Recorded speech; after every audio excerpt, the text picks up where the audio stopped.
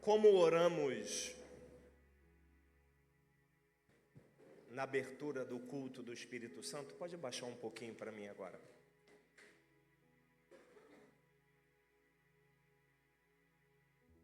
Nós lembramos que desde a Páscoa, assim no término da cantata de Páscoa, os ministérios da igreja estão orando de 6 em 6 horas a favor de cura, porque o Senhor falou que Ele deseja curar nesse mês de julho. Então, iniciando o mês de julho, nós já iniciamos essa campanha de cura divina. E se você tem alguma enfermidade, algum parente com enfermidade, um familiar, um vizinho, encoraja ele, principalmente entre as datas 13 ao 19, se eu não me engano. 13 ao 19, será de segunda a domingo. Vamos fazer uma imersão e vamos fazer cultos todos os dias aqui pela manhã, e nós vamos invocar essa cura da parte do Senhor sobre a nossa vida.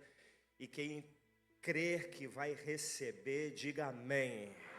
Em nome de Jesus. Então, abra a sua Bíblia novamente, como foi na abertura do louvor, Atos 17. Atos 17, a partir do verso 15.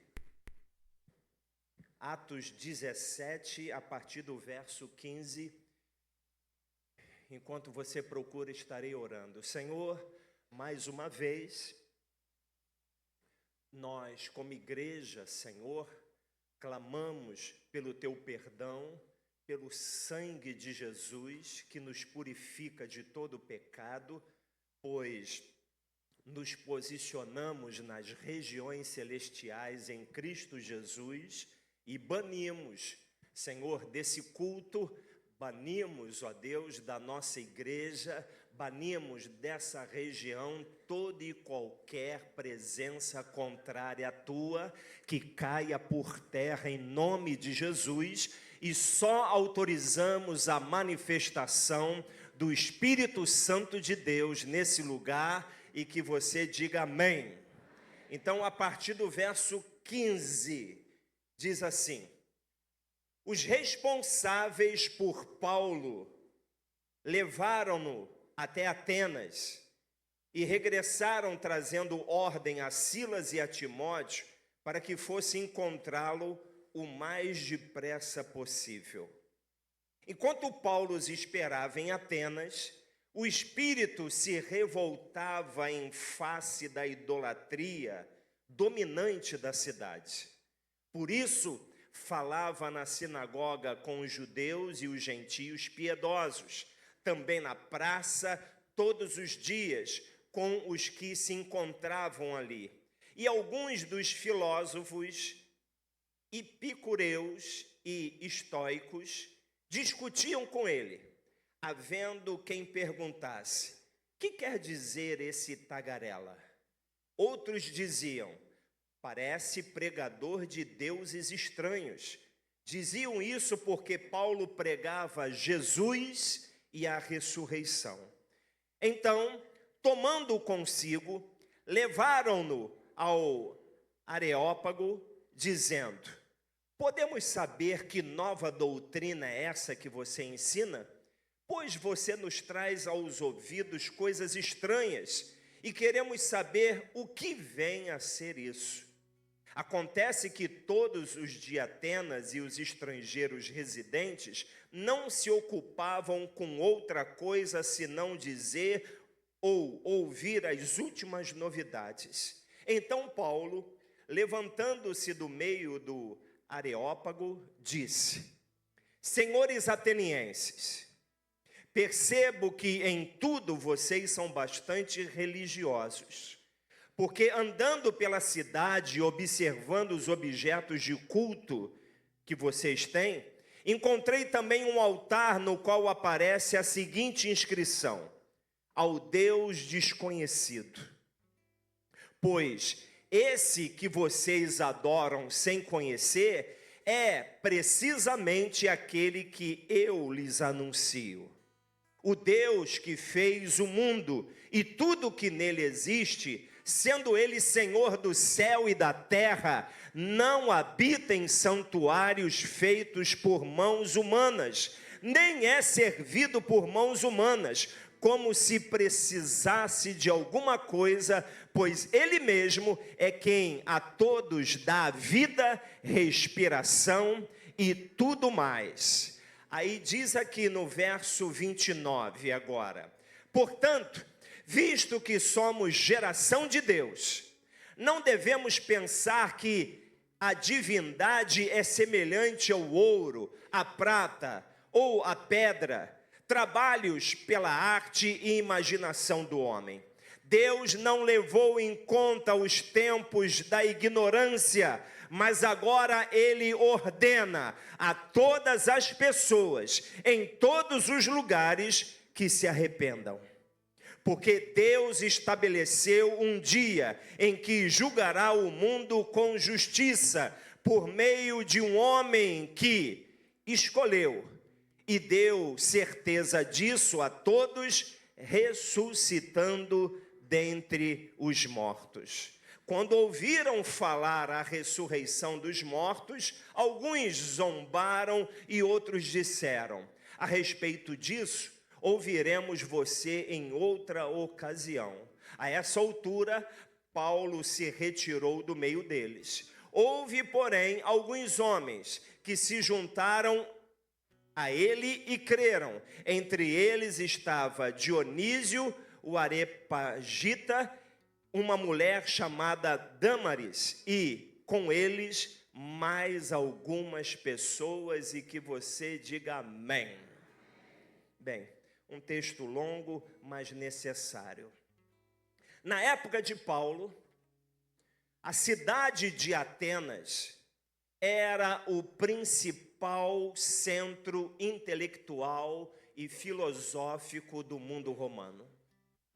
Atenas tinha essa fama dos grandes filósofos e pensadores da época se concentrarem nessa cidade. Os registros históricos indicam que haviam mais estátuas de deuses do que habitantes na cidade. E não era pouco não, porque estimava-se cerca de mais de 30 mil divindades em Atenas. Então, para você ver o quanto Paulo também, logo no início, ele declara que o seu espírito se revoltava em face da idolatria dominante da cidade. Daí, nós entendemos que essa revolta veio através desse culto a deuses falsos, deuses feitos de ouro, de prata e de pedra, ao qual dominava a cidade de Atenas, porque ele sabia que existem enfermidades e doenças que não têm aparência de algo ruim. Existem enfermidades e doenças que até mesmo elas se manifestam com o simples objetivo de nos distanciar da presença de Deus.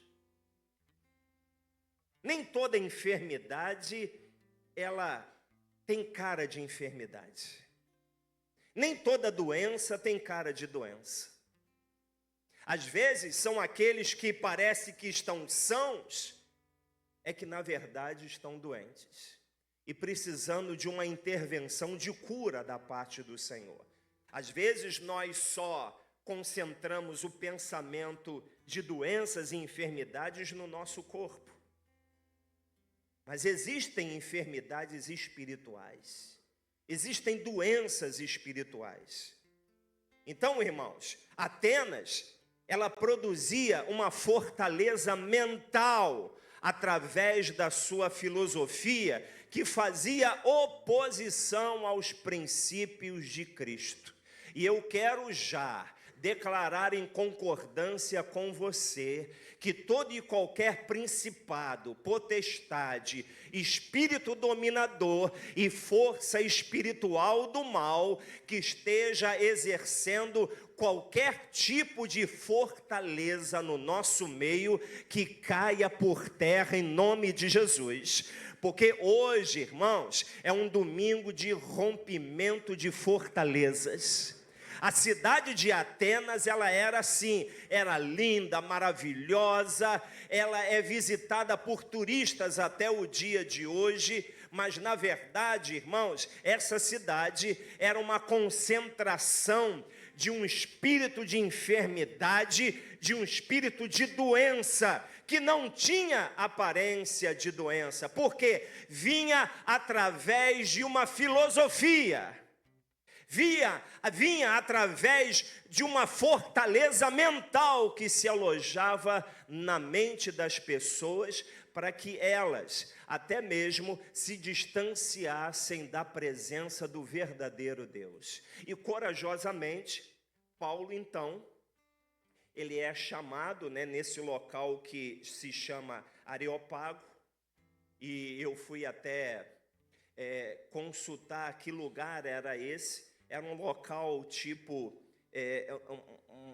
uma arquibancada, mas feita de pedras, naturais, onde a pessoa ela se colocava embaixo e falava com todos que estavam nessa arquibancada. Então Paulo, ele anuncia Cristo, ele anuncia a ressurreição em meio a essa idolatria, em meio a essa fortaleza que se manifestava na cidade de Atenas. Então, até o dia de hoje, existem fortalezas que infeccionam, existem fortalezas que inflamam a nossa maneira de pensar, a nossa maneira de agir e a nossa maneira de falar. No ministério de Jesus, e falamos nisso na sexta-feira, pois já no dia 1º de julho, já começamos a ministrar. Deus me autorizou, eu estava até perguntando, Senhor, quando eu vou começar a ministrar a favor da cura? E Ele falou, no dia 1º de julho, Ele deu o aval para que a palavra fosse ministrada, e nós já nas reuniões de oração já estamos profetizando essa cura que vem da parte do Senhor. Mas o ministério de Jesus, a cura e a libertação andavam de mãos dadas. E nós vamos falar mais profundamente sobre isso daqui a pouco. Mas se nós analisarmos, existem textos na Bíblia e passagens bíblicas de doentes ao qual Jesus expeliu demônios. E nós vemos pessoas endemoniadas sendo curadas. Então nós entendemos que a cura e a libertação no ministério de Jesus, e nós somos, como igreja, a extensão do ministério de Jesus. A cura e a libertação, elas andam de mãos dadas. Em outros casos até, na Bíblia, que aparentemente demônios se manifestavam, Jesus, ele trazia cura física ao invés de uma clara libertação. Então, as fortalezas de Atenas se manifestam até o dia de hoje, irmãos. E como essas fortalezas da cidade de Atenas se manifestam? Elas se manifestam trazendo padrões de pensamentos. Vejam, pensamentos, às vezes, se transformam em fortalezas tão grandes na nossa vida, que é necessário não somente uma cura, mas uma libertação, literalmente. Fortalezas de Atenas são consideradas mentiras, são consideradas vícios que estão arraigados, como se fossem normais, mas não são coisas normais. Não são coisas naturais, não são coisas patológicas, clínicas, são coisas espirituais. E o nosso Deus é especialista para tratar dessas coisas. Porque o nosso Deus tem poder para ir onde os remédios não têm poder para ir. O nosso Deus tem poder para ir onde os médicos não alcançam. Mas o nosso Deus vai. Então Paulo, irmãos, ele debatia em Atenas com esses dois grupos que nós acabamos de ler, porque eles traziam fortalezas, correntes filosóficas na época, que está registrado novamente, coloque aí, multimídia, no verso 18. Verso 18, alguns dos filósofos epicureus e estoicos discutiam com ele, havendo quem perguntasse: que quer dizer esse tagarela? Outros diziam: parece pregador de deuses estranhos. Diziam isso porque Paulo pregava Jesus e a ressurreição. Então, vamos falar primeiro desse grupo de epicureus. Eu não vou ter tempo de falar sobre o segundo grupo, porque senão vamos gastar muito tempo. Se Deus assim permitir, e se essa for a vontade do Senhor, que eu volte no domingo que vem falando do segundo grupo, que assim seja. Mas esses epicureus, eles acreditavam que o prazer carnal era um bem supremo, que os deuses não interferiam nesse contexto. Esses epicureus acreditavam que tudo aquilo que provocasse dor na vida era para que nós pudéssemos nos afastar. Eles pregavam sobre isso. Eles pregavam tanto a favor do prazer carnal, humano, e eles falavam que os deuses não interferiam de você ser feliz na sua vida, de ter prazer na sua vida. A vida não é só sofrimento, a vida não é somente dor, mas na verdade, se algo estava e estivesse produzindo dor na sua vida, eles falavam que você tinha toda a liberdade para se afastar daquilo ao qual estava produzindo esse mal-estar e essa dor. Então, essa forma de pensar, irmãos, era uma fortaleza onde até muitos crentes têm como objetivo na vida o bem-estar pessoal. Nós não estamos aqui em busca de sofrimento. Nós não estamos aqui como alguém que pega um chicote e começa a chicotear as suas próprias costas. Nós sabemos ao quanto somos pecadores, não somos perfeitos, e os males da nossa vida, eles já receberam uma cura eterna da parte do nosso Salvador, porque se nós não somos perfeitos, é porque dependemos de um Salvador. Feliz é aquele que chega a essa conclusão. Feliz é aquele que olha para si mesmo e fala: ainda que eu me dedique, me esforce, eu não tenho condições de salvar a minha própria vida. Eu dependo de um Salvador. Mas vamos pensar no seguinte: vamos pensar no slogan de hoje, dos nossos dias.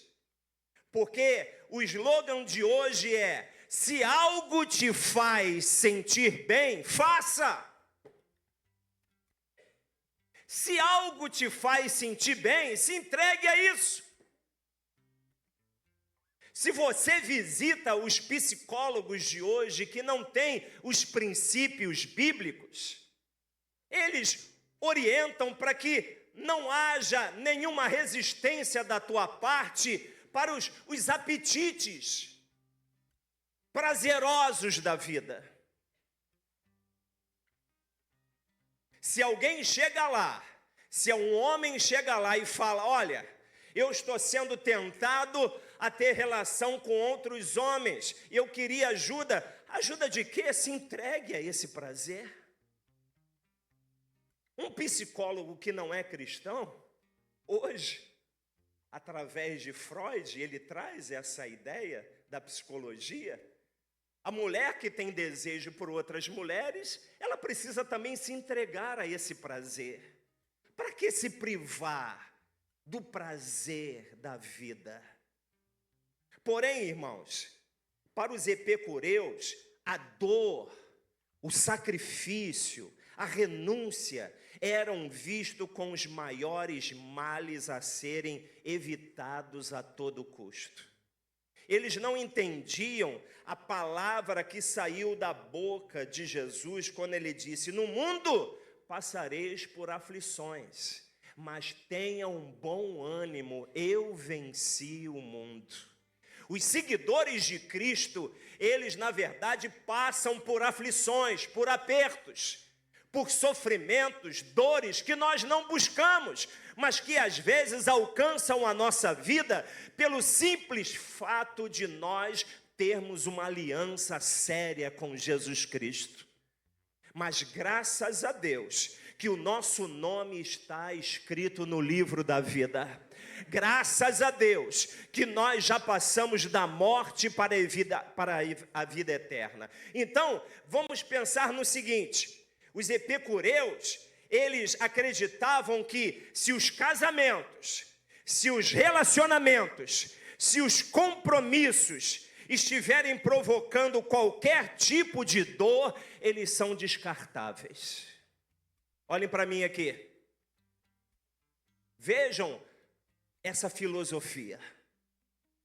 Vejam a filosofia do bem-estar social. Olhem para mim. Vejam a filosofia enganosa e que fere os princípios bíblicos. Porque qual é o casamento que não passa por crise? Qual é a família também que não enfrenta períodos desconfortáveis dentro da sua própria casa? Qual é o casal que não tem um conflito um com o outro? Então, para os epicureus, eles traziam uma forma de pensar no seguinte: olha, se você não está feliz no seu casamento, separa. Busque uma nova pessoa. Mas nós sabemos, né? Que mulher só muda CPF e endereço. É a mesma coisa. Homem também, né? Homem também. Homem e mulher é a mesma. Nós somos complicados, irmãos. Nós somos complicados. Aí você pensa, eu vou ser feliz. O que eu quero, entendeu? Aí vai nesse caminho, Rabi. Mas esse caminho do prazer era pregado pelos epicureus em Atenas. E esse caminho, ele é também pregado por muitas igrejas hoje, que vivem através do prazer, que é só vitória, é só alegria, é só conquista, e não é. Tem derrota também, tem tristeza também, tem dor, mas nós crescemos. Na tribulação, nós produzimos perseverança. Nós mudamos com as lutas, com as dificuldades e aquilo que também produz dor. Quantas vezes Deus, para nos atrair, Ele coloca situações desconfortáveis, espinhos na nossa carne, para que a gente desperte do engano ao qual vem envolvendo a nossa própria vida. Então, fazer o que queremos sem restrições, descartar o que me faz sofrer, se entregar ao prazer, são fortalezas. E é o mesmo que pregar um evangelho sem cruz. É mesmo que uma noiva que carrega a sua lâmpada, mas não tem a vasilha de óleo, porque o principal adversário da nossa natureza humana e carnal e pecaminosa é a pessoa do Espírito Santo. O Espírito milita contra a carne contra o Espírito, porque são opostos entre si. Então, essa forma de pensar controla também a vida de muitos crentes hoje que querem ser felizes. Parece até que Deus é o adversário. Deus não me deixa ser feliz.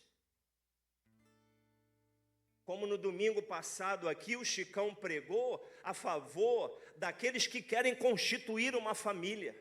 Eu não consigo constituir uma família. Eu não consigo encontrar alguém sério. Só aparece pessoas comprometidas para que eu viva uma vida de adultério, de fornicação e uma vida pecaminosa. Eu não quero isso para a minha vida, Deus. Até quando eu vou ter que esperar? Como se culpando a Deus disso. Eu também enfrentei essa dor. Eu também tinha um sonho também de constituir uma família. E fortalezas se manifestavam na minha vida, porque vocês sabem que eu era servo dos demônios, de entidades, e essas entidades, elas queriam me aprisionar no adultério, elas queriam me aprisionar na fornicação, elas queriam me aprisionar na imoralidade sexual. Elas diziam: você quer ser feliz? Você quer ter prazer? Então se entregue a esse tipo de prática. Até depois da minha conversão, irmãos, eu chorava e pedia a Deus: Senhor, me ajuda. Mas eu não quero entrar nesse pormenor. Mas essas fortalezas, irmãos, elas são às vezes associadas a transtornos de comportamento. Hoje em dia tudo é transtorno. Hoje em dia é transtorno disso, o transtorno do pé chato, o transtorno da língua áspera, é um transtorno de tudo. Transtorno do fio do cabelo, mas é o quê? Na verdade, respostas e diagnósticos que não atuam no mundo espiritual. Você já foi no médico recentemente? Os médicos estão perdidos, irmãos. Estão perdidos. Um diagnóstico que eles estudaram e que parecia ser aquilo, não é nada daquilo. São manifestações estranhas que estão acontecendo a cada dia. Os médicos tentam diagnosticar e existem outros ainda que fazem pouco caso. Você chega no consultório, ele nem olha para a tua cara. Você fala, ele já está lá passando o remédio, faz isso aqui e toma isso aqui, vai ficar bom. Até os médicos estão assoberbados, estão oprimidos, porque é um espírito, irmãos, é uma fortaleza, que trazem alterações que são aceitáveis pelos homens, por nós. Isso é natural, não resista a isso, você tem que aceitar isso na sua vida. São coisas que são ditas como normais, mas não são normais. São fortalezas. São coisas espirituais. Certas debilidades na vida podem funcionar como verdadeiras fortalezas, cativeiros espirituais que aprisionam a nossa vida.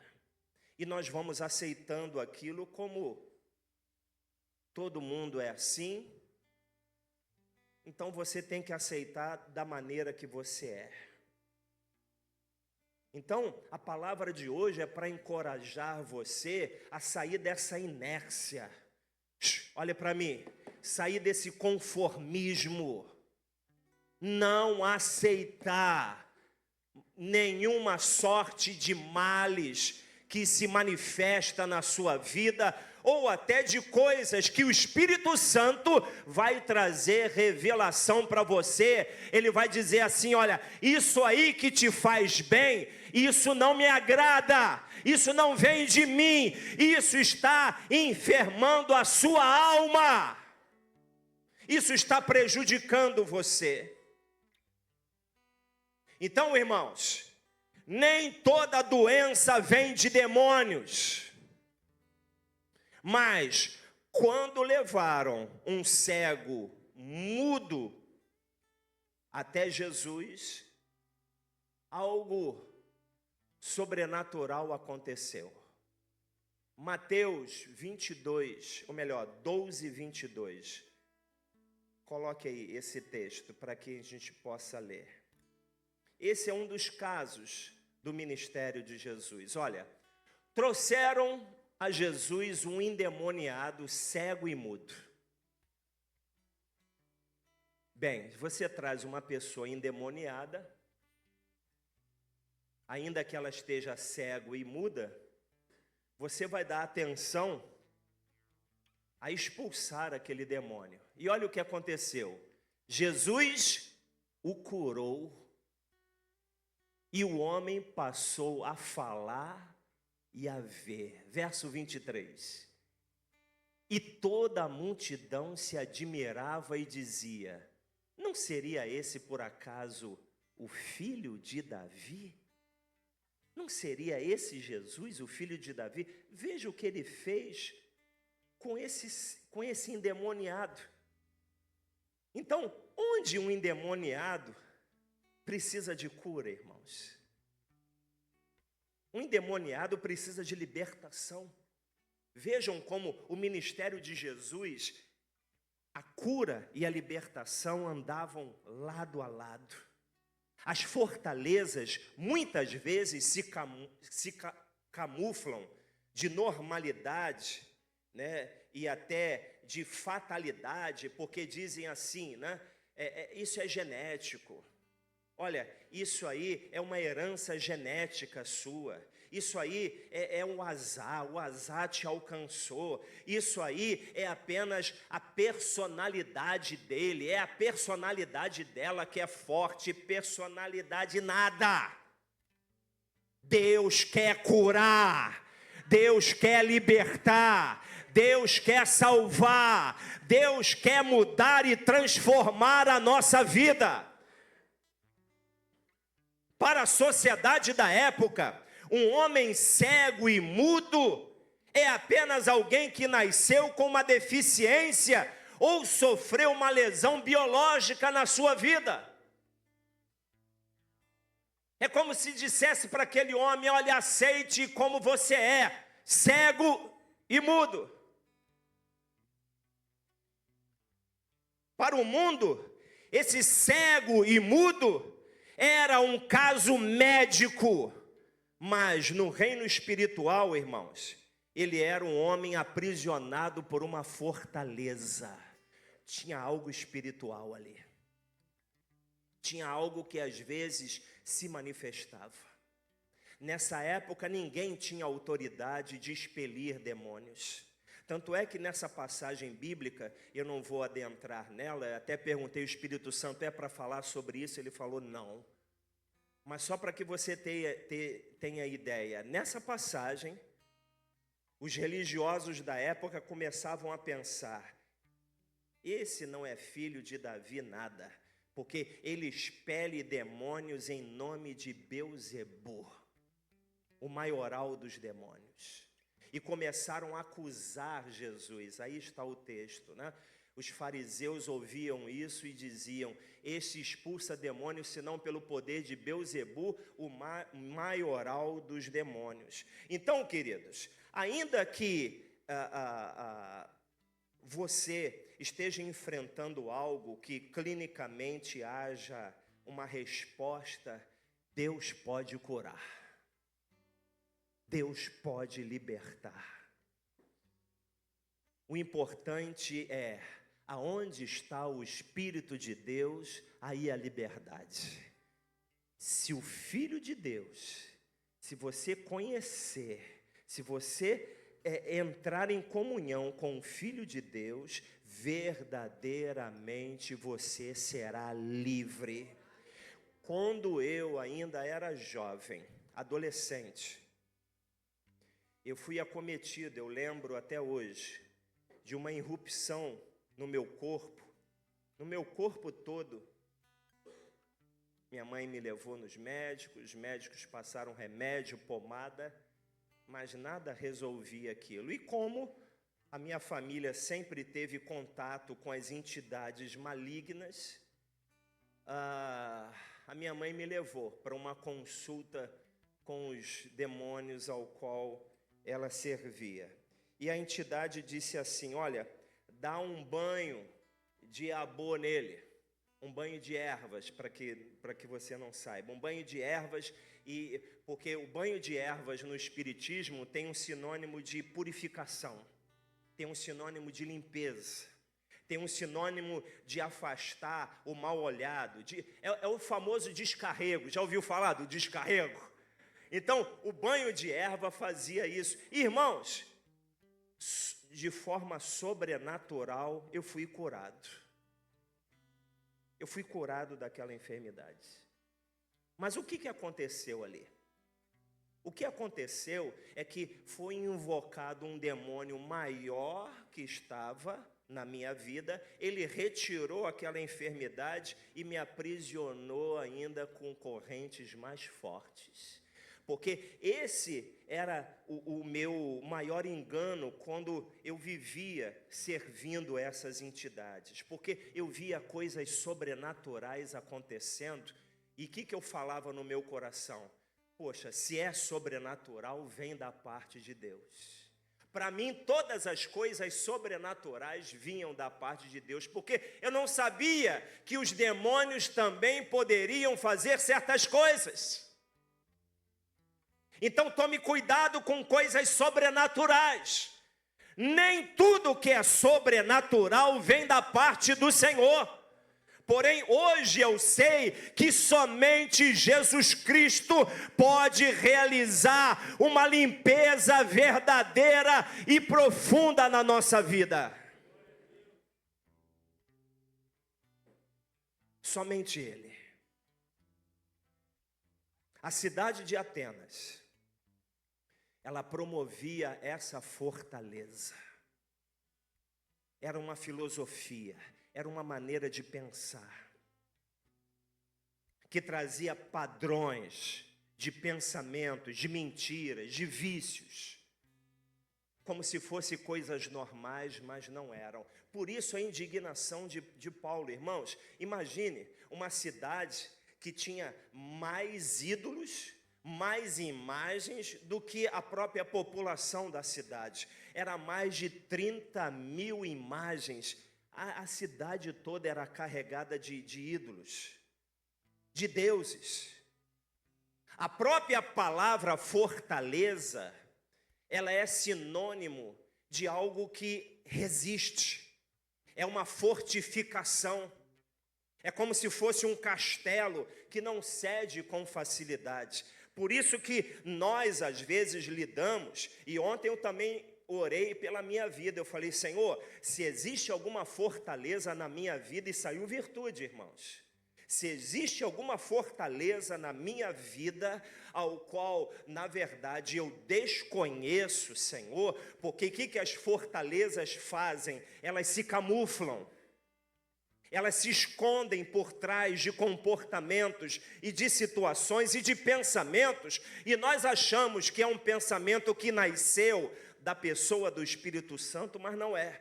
Mas hoje é manhã de cura.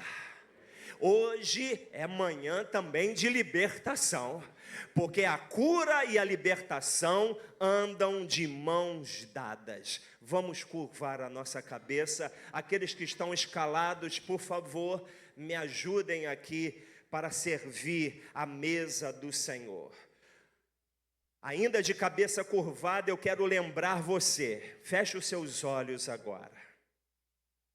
Fortalezas são prisões. Fortalezas são cativeiros. Fortalezas são correntes espirituais, no contexto de hoje, da palavra que nós estamos ministrando, que impedem da nossa liberdade em Cristo se manifestar. Mas, como estamos orando desde a Páscoa, buscando não somente clareza, mas autoridade para que chegássemos nesse mês de julho e invocássemos o poder poderoso de Jesus Cristo. O poder desse Deus que pode todas as coisas.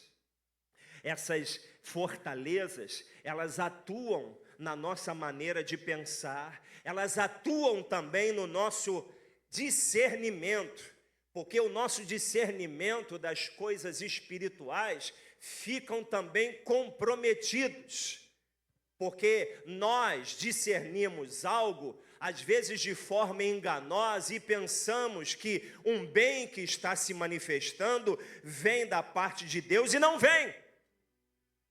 Vem do maligno.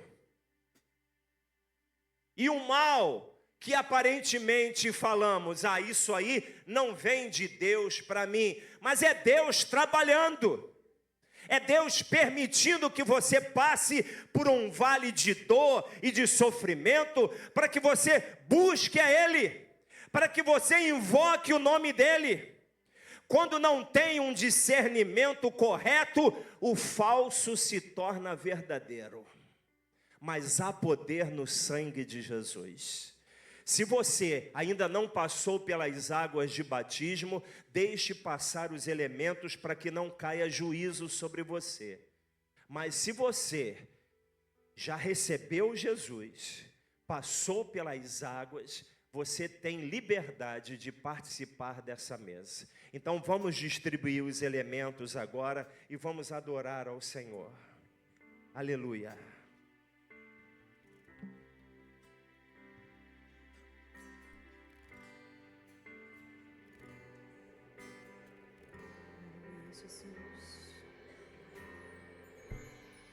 Abriu mão de sua glória,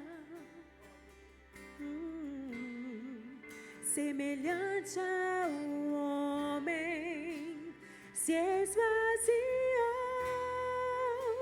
servo tornou,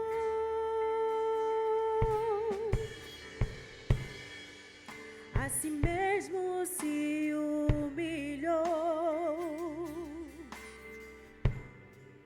como filho obedeceu até a morte, morte de cruz. Mas o grande Deus, o nosso Pai, o exaltou e lhe deu um nome que é sobre todo nome, no céu e na terra e debaixo da terra. Ao nome de Jesus, todo joelho se dobrará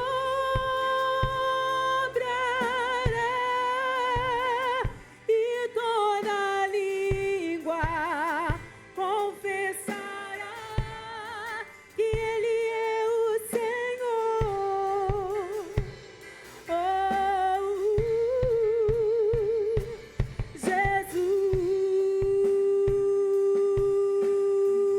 Jesus, nome sobre todo nome, nome sobre todo nome. Jesus,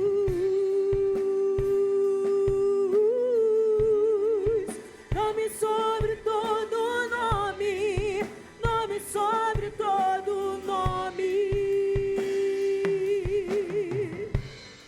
Abriu mão de sua glória,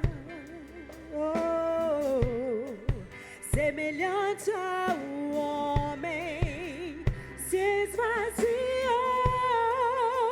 servo tornou, a si mesmo se humilhou. Como filho obedeceu até a morte, morte de cruz. Mas o grande Deus, o nosso Pai, o exaltou e lhe deu um nome que é sobre todo nome, no céu e na terra e debaixo da terra. Ao nome de Jesus, todo joelho se dobrará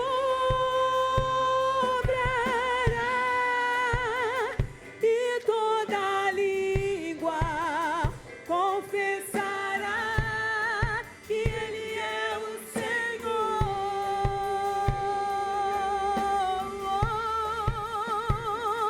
Jesus,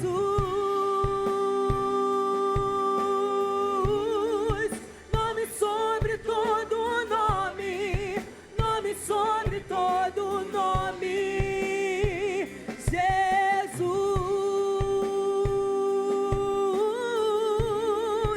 nome sobre todo nome, nome sobre todo nome. Vamos. Teu nome é Maravilhoso Conselheiro, Deus forte, Pai da eternidade e Príncipe da paz.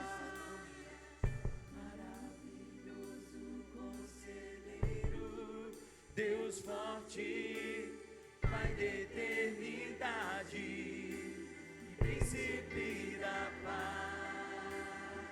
Vamos renovar a nossa aliança com Deus primeiro. Era esse Jesus que Paulo pregava em Atenas. Ele pregava um Jesus que morreu, mas que ressuscitou ao terceiro dia. Um Deus que venceu a morte, um Deus que trouxe esperança para aqueles que depositam nele a sua fé. Então, Senhor, nós como igreja estamos aqui renovando a nossa aliança que temos contigo, Senhor. Se algo aconteceu, ó Deus, e algo porventura esteja acontecendo, nós trazemos à memória aquilo que o Senhor fez ao nosso favor. O Senhor sofreu. Se o Senhor se entregasse a essa filosofia ateniense, o Senhor não sofreria os males que o Senhor sofreu por nossa causa, Senhor. Nós somos eternamente gratos, ó Deus, por tudo que o Senhor fez, porque na noite em que o Senhor foi traído, numa noite também cheia de dor, porque a traição é uma punhalada de alguém que andava muito próximo de Jesus. Era tudo para fazer com que Jesus desistisse. Era tudo para que Jesus desistisse do pensamento e do posicionamento dele de salvar a nossa alma, de pagar um preço ao nosso lugar, um preço que nunca conseguiríamos pagar. Mas ele, como um cordeiro mudo, ele se entregou voluntariamente. Ninguém matou Jesus, ele se entregou à morte em nosso lugar. Por isso que na noite em que ele foi traído, ele tomou do pão e, tendo dado graças, ele disse aos seus discípulos: olha, ao comerem desse pão, lembrem-se de mim. Lembrem-se do que eu sofri no meu corpo para salvar a alma de vocês. Lembrem do grande preço ao qual eu paguei. Senhor, em memória do teu sofrimento, em memória da tua dor, em memória da tua morte, nós celebramos a vitória, Senhor, do Filho de Deus. Vamos comer todos juntos.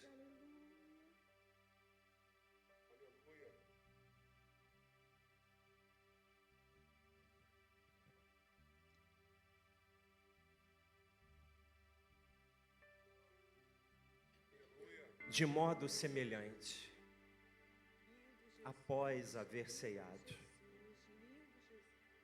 o Senhor também disse: este é o cálice da nova aliança do meu sangue. Senhor, há algo espiritual que não sabemos explicar. Não é um simples pão, não é um simples cálice, não são umas simples palavras que proferimos, mas a Tua presença se manifesta em meio a essa ceia, Senhor.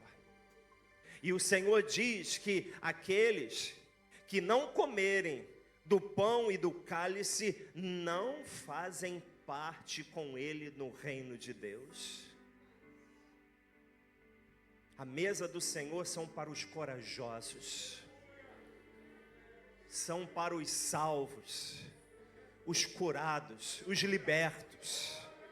Aleluia. Arabaxebana, abarabanabachá. Obrigado, Senhor. Obrigado por fazer parte dessa geração santa. Obrigado, Senhor. Muito obrigado. Vamos beber todos juntos. Eu quero que recolham agora os cálices e a igreja fique de pé. Ainda vamos orar ainda. Libere os cálices para laterais.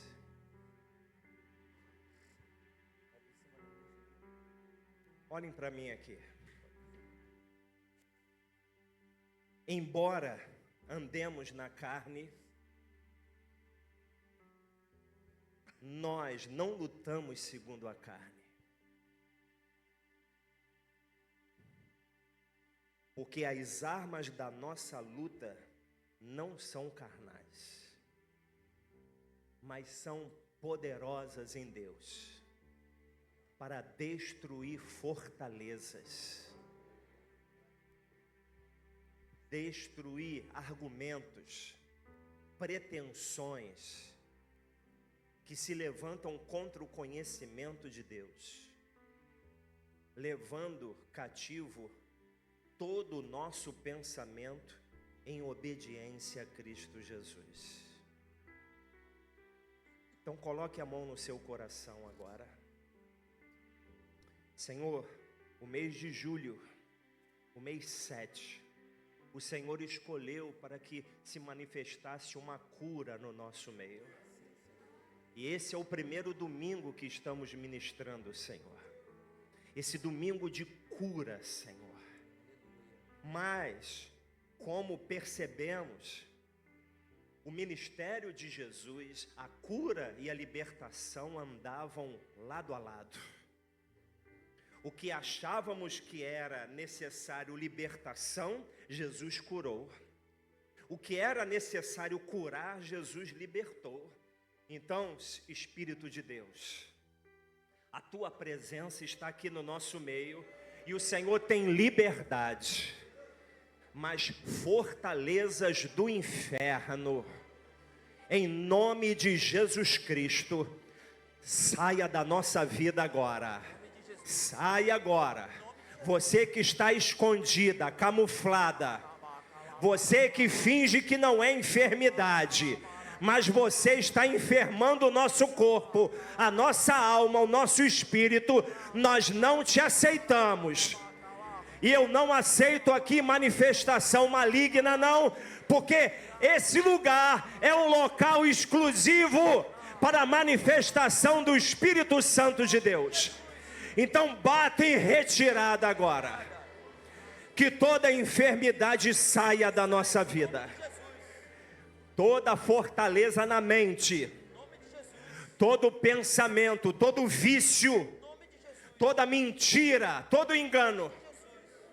Porque, Senhor, a fortaleza, ela tem o engano como principal aliado. O engano aprisiona a pessoa numa linha de pensamento para que ela acredite que ela está bem. Não estamos bem não, Senhor. Não estamos bem não, tanto é que o Senhor nos encorajou a estar orando a favor da cura. Então, Senhor, que uma cura aconteça agora. Agora, eu libero na autoridade do nome de Jesus, uma cura se manifestando no nosso meio. Que toda enfermidade saia, em o nome de Jesus, e vamos aplaudir o nosso Deus. Aleluia. Aleluia. Aleluia. Seja exaltado, Senhor, amado da nossa alma. Aleluia. Nome sobre todo nome. Vamos sentar. Todo nome. Então não é segunda-feira amanhã não, é na outra segunda-feira. Se não me engano é dia 13, tá correto? Dia 13? Acho que é, dia 13 é o dia 19. É isso? Depois verifica aí no calendário aí. Mas é a outra segunda-feira, nós vamos fazer uma imersão. Vamos começar numa imersão e pedindo a Deus uma cura mesmo. Esse mês inteiro será voltado para a cura, para a manifestação da glória de Deus. Então, aqueles que estão escalados, me ajudem, por favor.